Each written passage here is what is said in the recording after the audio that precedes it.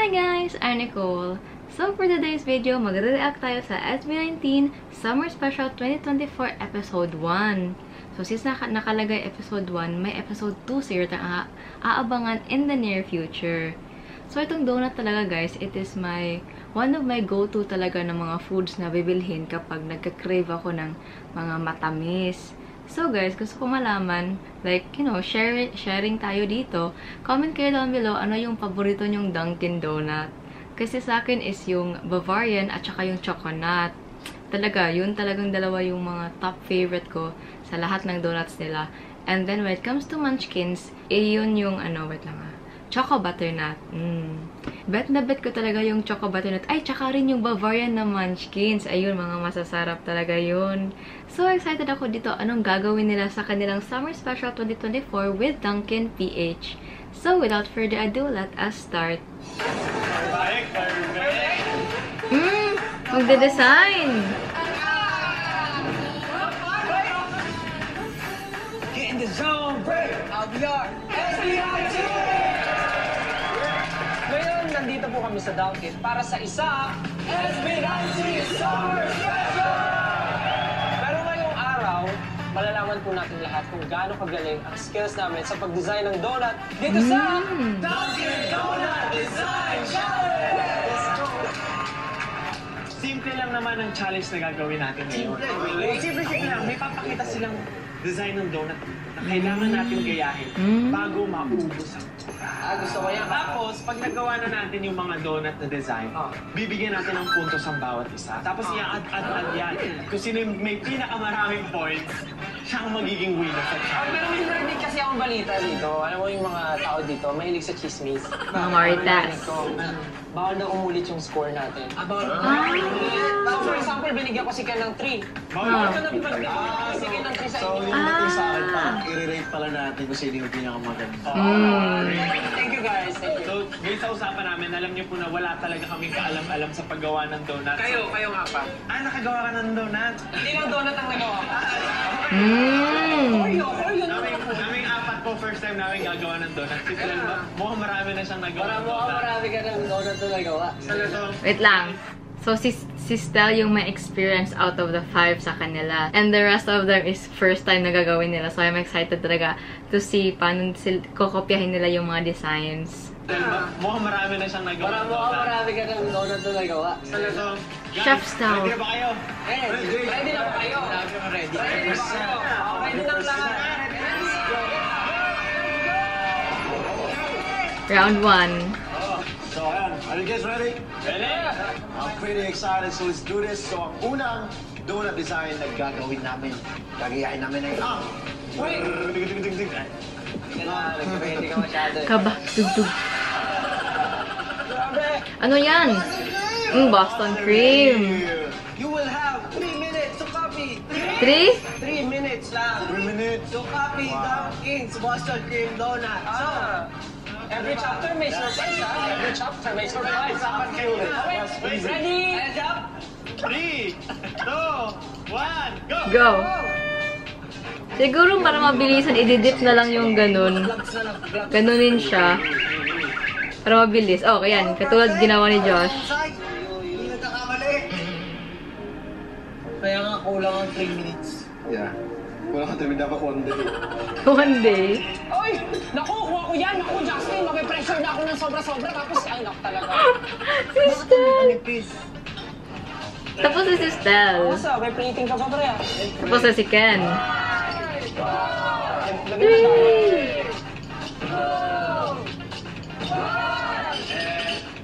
Time's up. Ay, sobra! Ay. Very good. Ngayon naman, magbibigay na tayo ng points sa mga. Base kung kaninong design yung pinakamalapit dito. Ito, yung kay Josh, ang lapit ko. Oo nga eh. Lapit ko nga eh. Dapat nga ito yung pinakamalapit. Galing. Ayan. So, sino mo unang bigyan ng point? Ikaw! Ako. Siyempre, malalaman natin kung ano yung Boston cream dyan. Boston cream. Tingin nga, ikot mo nga, pakita mo muna sa akin. Ganyan na talaga yan. Ganyan na talaga yan. Yung sa likod banda, sumasobra. Wait lang. Pause. Wait, nag-advance. Sorry. Yung kay Pablo na sumobra dito sa likod, oh. Wait lang kasi parang na-skip ko ata. Ayan, ayan, ayan. Hindi, yung Boston cream niya may concept. Ganyan lang kita lagay. Ay, sumobra sa likod. Ganyan ako ng puntos para. Sabay-sabay tayo, ha? 1, 2, 3, go! 2. Thank you! So, 2, 4, 6, 8, 9, 10, 11, 12. 11 ang... Galing pa talaga sa Boston, Massachusetts. Siyempre. Okay, pointing na. 3. Ay, wait, di ba nilagay yung score? Wait lang. Kay Josh. Eto. Ah, 13, 13. Next, para kay Josh. Ito kasi yung Boston cream ko. Galing pa talaga sa Boston, Massachusetts. Siyempre. Ang cute! May nilagyan ni Josh ng heart dito. Pero sumobra. Sumobra yung chocolate ni Josh. Okay, pointing na. 3. 3. Ano to yung? 2, 1, go! 1. Bibigyan ko na ka ng 5. Aww. That's why sinasabi ko kayo na huwag na natin lookin yung mga sarili natin. Hindi, kasi binigyan niya ako ng 5. Bibigyan ko na siya. Okay, next. Tingnan natin. Crystal. Very similar. Ay! 19, taas. For Justin. 1, 2, 3, go!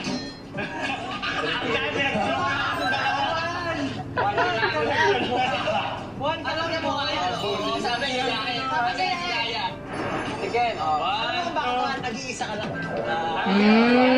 Sabi niya. And 1. Ay, pahirit. 1, 2, 3, go! Ay, kay Ken. Ken is the most similar sa lahat. Sa sarili ko. Sana, malalaman na natin kung sino talaga ang nag-gogi. So, ano go kita? Si Ken. Very good ka. Ikaw maghuhugas ng pinggan. Hoy, ikaw yung talo, please sasabihin ko. Sobrang excited ako makita kung ano yung next na gagayahin namin. So, check it out. Still chocolate related siguro. Oh! Hirap yan! Blueberry cheese. Blueberry cheese, okay. Kaya naman, hindi na natin patatagal pa. You will have 4 minutes to copy the 4. Wait lang, ang hirap. Medyo challenging to, ah. Oo. Wala ko sa rigo. Ano? Uy! Grabe naman yun. It's like making a cake. Ano ginawa mo siya? Ay, akala ko chocolate. Di pala to chocolate. Yung blueberry pala to, yung blueberry jam. Timer starts. Now! Pero mahirap yan, ah. Medyo challenging to, ah. Parehas na kanan. Wala ko sa rigo. Ano? Uy! Grabe naman yun. It's like making a cake. Ano ginawa mo siya? Wait lang. Nag-sync in lang sa akin yung sinabi ni Pablo, bakit dalawang kanan to? Yung sa gloves niya. Pablo, baliktarin mo yung isa. Magiging left na yun. Ano maganda eh. Kanya? Wow!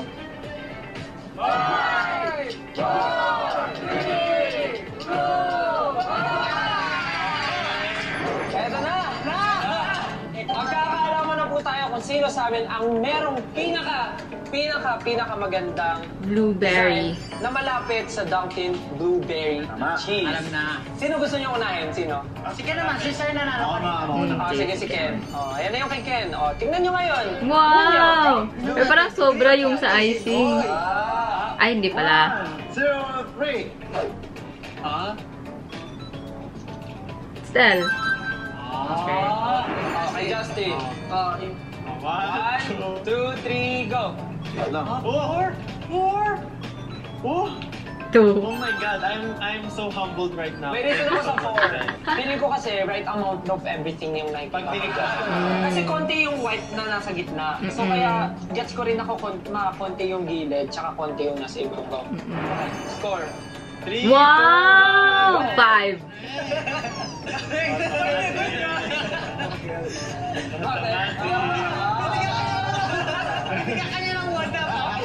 Kahit ano naman eh.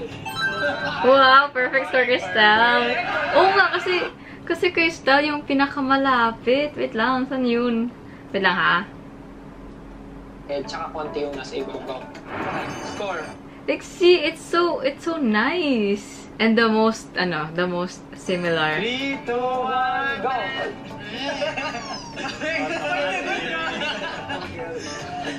Pero si Josh talaga. Kahit ano naman eh. Perfect. Wow. Grabe naman kayo, girls. Mm.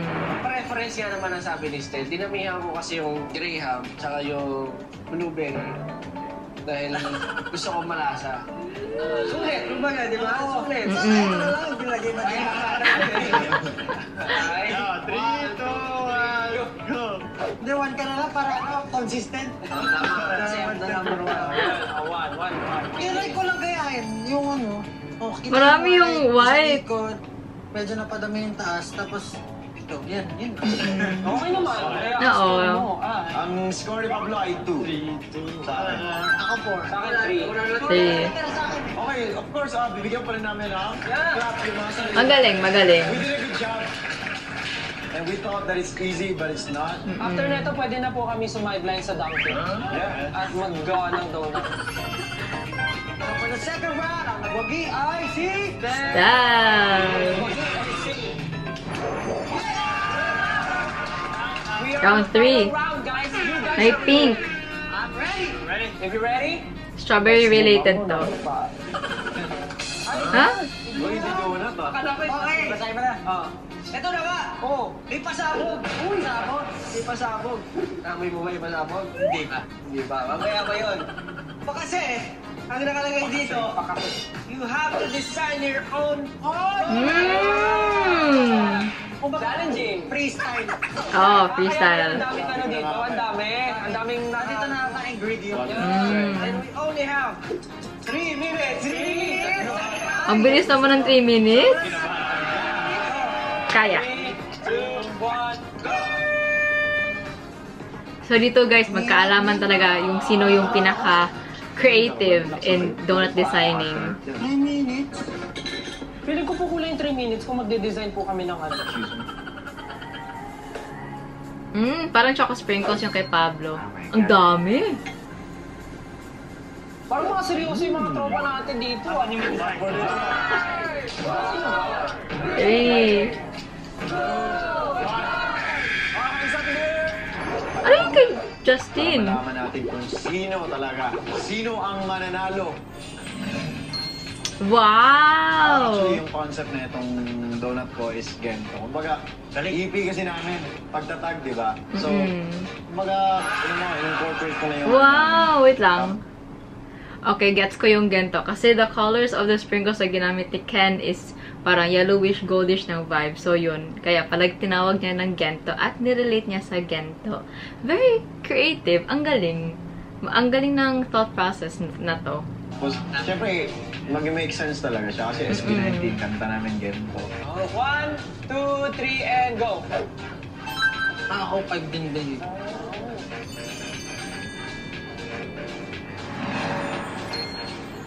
Si Justin. Una-una inisip ko, Dunkin. Branding. Kailangan may pink. Kaya branding, ayan. Tapos pagmamahal. Ngayon, ba't marami yung nangyayari? Bakit? Kasi yung pangalan niya, A More, A Merrier. Ah. A Merrier. 1, 2, 3, go. Sa'yo? 7? Ang tagal naman. Sorry. 3. Ang cute! Kasi, okay, yung parang, I think yung the thought process nito, amor is heart. Diba? Sakto ba? Amor is heart. So, yung thought process dito ni Justin is ginawa yung donut as like yung pa-heart shape. So, may circle siya dito. And kinat into half yung donut na may buho sa tunga ba? So, yun. Attempt niya in making a donut heart. It's so cute. Ito kay Stel. Nasa pagtatag tayo. Kaya naisip ko yung gold. Tapos naisip ko rin yung onesie. Yung company natin, color to ng onesie, yung white tsaka black. So nakaisip ako tuloy ng pangalan nito. Ano ang pangalan? Zonut. Pag nakita to ng tao, may isip nila, ito ata yung gawa ng SB19 sa Dunkin. Go. Sabi bigyan ko 5 sarili ko. Zonuts. Ang galing! Oh! Piliin natin ito isa at papangalanan natin siya. Paano? Ano? Nakaya? Paano nakaya? Paano nagawa? Paano nagawa? Di sinasadya. Paano nagawa with a little bit of 24. Okay. Pwede mo 1, 2, 3, Josh! Josh, 4. 4 nagawa ni Josh, di ba? Hey, Josh! Wait lang ah. Okay. 4 yung nagawa niya, right? Paano? Oo nga, 4 nagawa ni Josh. Grabe, in a span of 3 minutes, nakagawa siya ng 2, 3, Josh! Just 4. 4. Galing. So, yung concept is, yun nga, yung gento pa rin. Pero nilagyan ko siyang chocolate kasi kasama pa rin yung lupa. Kumbaga, yung lupa at saka yung gento. Pinaka-idea talaga nito. Kasi mahilig ako sa munchkin. Pero gusto ko rin yung Dunkin. So, pinangalanan ko tong Dunkin. Yun ang gusto niya marinig. Wait lang, di pa. What? Pinigin?